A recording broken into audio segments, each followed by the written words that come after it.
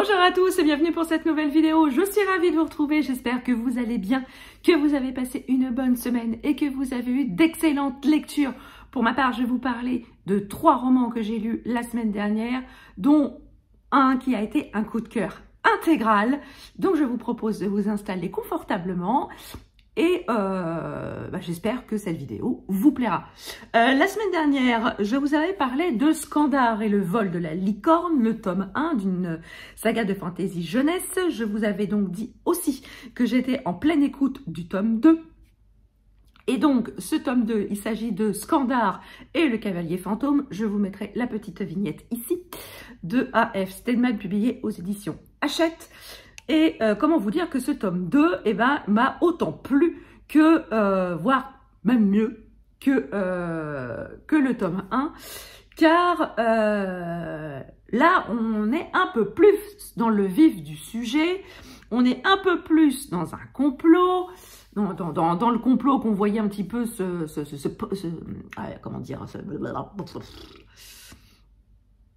dessiner, on va dire, dans le tome 1. Là, on est un peu plus dedans. Là,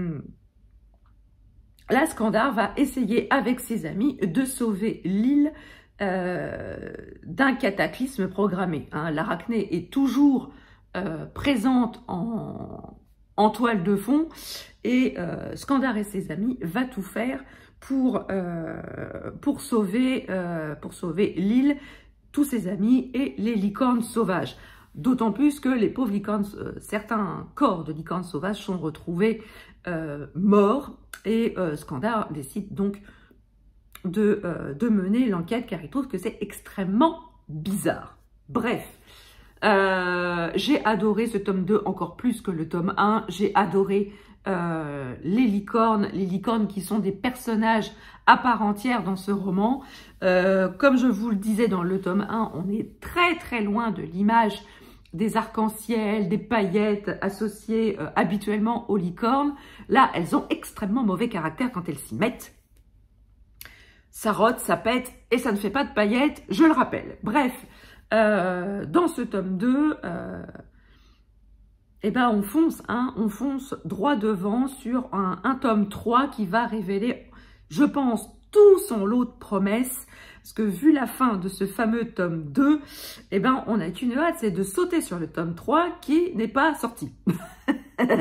Voilà, il n'est pas encore sorti, et je ne sais pas quand est-ce qu'il sort, mais en tout cas, soyez-en sûrs, moi je serai au rendez-vous de ce fameux tome 3, parce que ça, voilà, ce qui s'est passé à la fin du tome 2 titille grandement ma curiosité, bien que je le sentais venir gros comme une maison.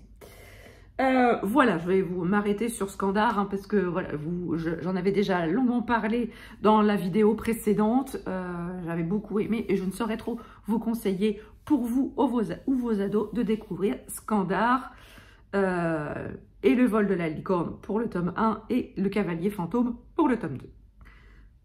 Là, je vais vous parler de mon coup de cœur intégral que j'ai eu la semaine dernière. Il s'agit du nouveau roman de Jacques Saussé, Ce qu'il faut de haine, paru aux éditions Fleuve Noir, que j'ai eu la chance d'avoir en service presse grâce à l'application NetGalley. Comment vous dire que l'année dernière, j'avais lu L'Aigle Noir, j'avais adoré ce que faisait Jacques Saussé. Et là, comment vous dire qu'il a franchi une marche, voire 2, voire 3. Je dirais même qu'il a franchi un palier dans la qualité de ce thriller. Ici, on va faire la connaissance. Alors c'est le tout premier chapitre. Dans le tout premier chapitre, on va faire la connaissance d'une jeune femme, Alice, qui revient dans son village natal, car elle fait ses études à Paris, elle fait médecine à Paris. Et voilà, elle est venue en week-end chez ses parents et elle a l'habitude d'aller courir en forêt avec son chien. Et donc ce matin-là, ne déroge pas à la règle, elle prend son chien et elle va courir en forêt. Et au détour de leur petit tour, justement, son chien va filer hors des sentiers battus. Malgré des appels incessants, il ne va pas revenir et donc elle va le suivre. Et c'est là qu'elle va découvrir le corps d'une femme grouillant d'asticots. Donc déjà, déjà la découverte du cadavre est pas glop, n'est-ce pas? Donc, après cette macabre découverte, elle va prévenir son père, qui lui-même va prévenir son copain, le premier adjoint. Ils vont tout de suite se rendre sur les lieux et ils vont prévenir la police et la gendarmerie de cette découverte. Et ben, on va découvrir que la victime est une Parisienne, donc une femme qui ne vivait pas dans le village.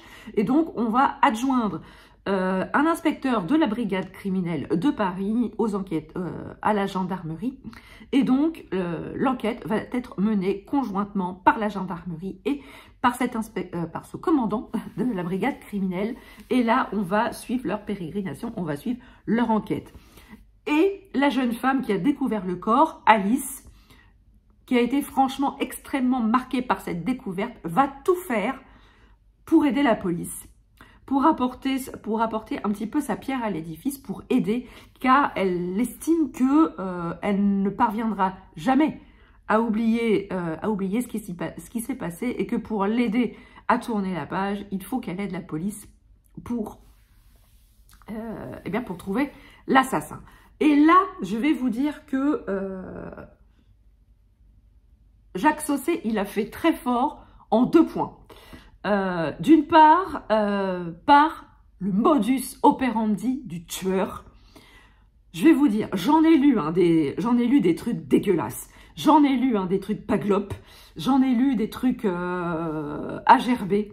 Mais franchement, là, la façon dont la victime a été tuée, la méthode employée par le tueur, on atteint vraiment des sommets de glauquitude. Parce que rien qu'à lire le calvaire qu'a enduré la victime avant de mourir, c'est du grandiose dans le crade. Voilà, vous imaginez un petit peu le délire.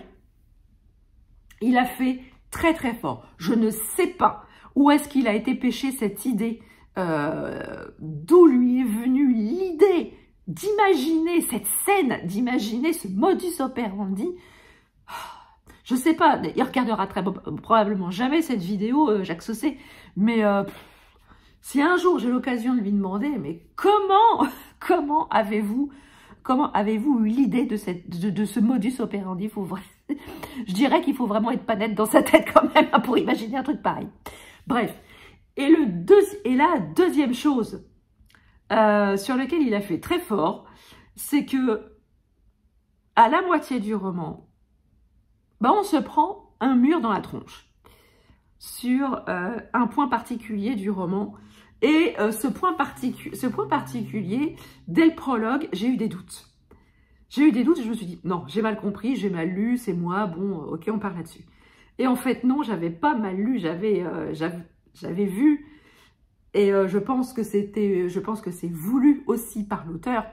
Et là, franchement, les gars, on sait, là, c'est un revirement qui change absolument tout. Qui change beaucoup de choses. Je ne veux pas dire que ça change absolument tout, mais ça change vraiment beaucoup de choses. Ça change toutes les perspectives et c'est vraiment extrêmement bien fait. C'est haletant, les chapitres sont très courts, c'est addictif. Enfin bref, le titre est parfaitement adapté parce que il faut imaginer ce qu'il faut de haine pour le tueur. Vis-à-vis de sa victime, ce qu'il faut de haine pour imaginer ce modus operandi, pour imaginer cette façon bien particulière de tuer. Là, franchement, je peux vous dire que c'est du génie. Voilà, c'est mon coup de cœur intégral. Je vous conseille vraiment, si vous ne devez acheter qu'un seul livre cette semaine ou ce mois-ci, c'est Ce qu'il faut de haine de Jacques Saucé. Franchement, vous ne serez pas déçus. Enfin, j'ai écouté cette semaine L'Empathie, le tome 2 d'Antoine Renan, paru aux éditions Robert Laffont dans la collection La Bête Noire. Je trouve, alors je vais me lancer, peut-être que je vais me faire jeter des cailloux par la police de Booktube, enfin bref, je m'en fous, je suis sur ma chaîne, je dis ce que je veux. Il y a des fois, quand un livre fonctionne vachement bien, quand une série fonctionne super bien, avec un héros qui fonctionne super bien, et que l'auteur décide d'arrêter, avec ce personnage, décide d'arrêter cette saga, et que des années plus tard, il cède à la pression des lecteurs qui voulaient absolument retrouver ce personnage, et décide de faire une suite. Je trouve que le pari pour ces auteurs est extrêmement risqué, parce que c'est qui tout double, c'est où on adhère complètement à cette suite, et tout va bien, ou on n'adhère pas, et c'est casse-gueule. Là, Antoine Renan, il a décidé de faire une suite à l'empathie, alors que je pense qu'à la base, c'était absolument pas prévu. Et voilà, le pari était risqué. Est-ce que ça allait plaire? Est-ce que ça n'allait pas plaire? Et ben pour ma part, le pari a été réussi.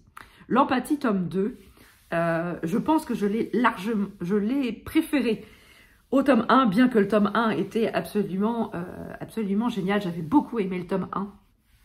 J'avais beaucoup aimé les enquêteurs de ce tome 1.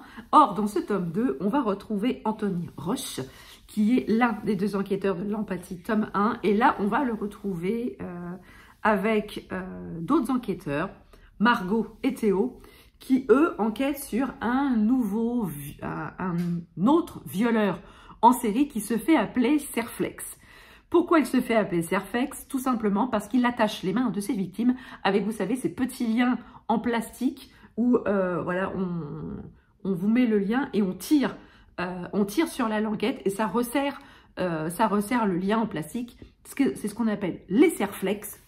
Et donc, la brigade des viols enquête sur ce violeur en série qui sévit depuis une bonne vingtaine d'années et qui est passé depuis toujours entre les mailles du filet. Et un jour, ce fameux Serflex appelle la brigade du viol et demande à parler à un enquêteur particulier. Il demande à parler à Anthony Roche. Anthony Roche qui a quitté la police depuis les événements du tome 1. Et il va être un petit peu obligé de rempiler à cause de Serflex, car Serflex le provoque un petit peu, hein, et il le met au défi de l'attraper, alors que la brigade Serflex, la brigade qui a été créée spécialement pour arrêter cette Serflex, fait chouf blanc depuis 20 ans. Et donc, on va suivre ces enquêteurs, on va suivre Anthony Roche, et oh là là, c'est... Comment vous parler, comment vous susciter l'envie chez vous de vous jeter sur le tome 2 de l'empathie. On va suivre quand même le bras de fer entre Serflex et ses policiers. Et est-ce qu'on peut avoir de l'empathie pour ce tueur? Je ne sais pas, parce que dans ce roman, on va suivre l'histoire de Serflex, de son plus jeune âge. On va comprendre dans quel milieu il a vécu. On va suivre un peu sa cellule familiale. Et franchement, on va dire qu'il n'a pas été gâté par la vie, ce pauvre garçon. Mais est-ce que c'est pardonnable? Comprendre pourquoi il est parti là-dessus, il s'est engagé dans cette voie, oui, on peut facilement comprendre. Pardonner, est-ce que c'est pardonnable? Je ne pense pas. Est-ce qu'on doit ressentir de l'empathie vis-à-vis de ce tueur? Là est la question. Et franchement, je me la pose encore, malgré tout ce que je sais sur lui. Est-ce qu'on va encore... est-ce qu'on peut éprouver de l'empathie vis-à-vis de ce tueur? Je ne sais pas. Voilà, telle est la question. Et franchement, j'ai adoré, j'ai beaucoup aimé ce tome 2, je vous le dis, je l'ai même préféré au tome 1.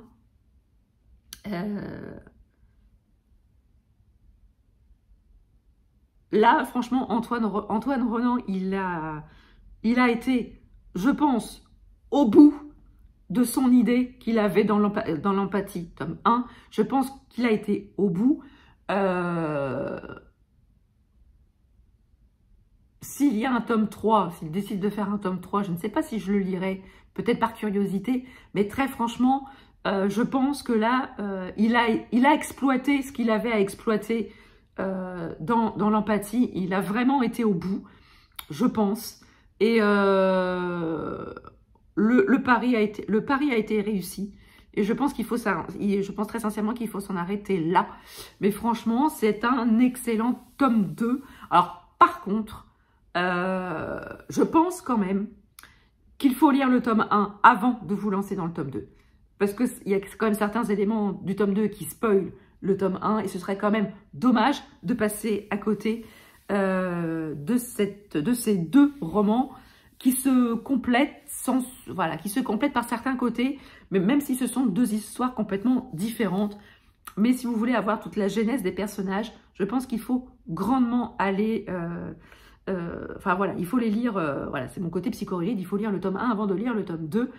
Ah oui, et dans ce tome 2, il y a aussi, une chose qui m'a fait lever les yeux au ciel, c'est qu'il y a un des personnages, un des flics, ils sont quand même un peu bornés.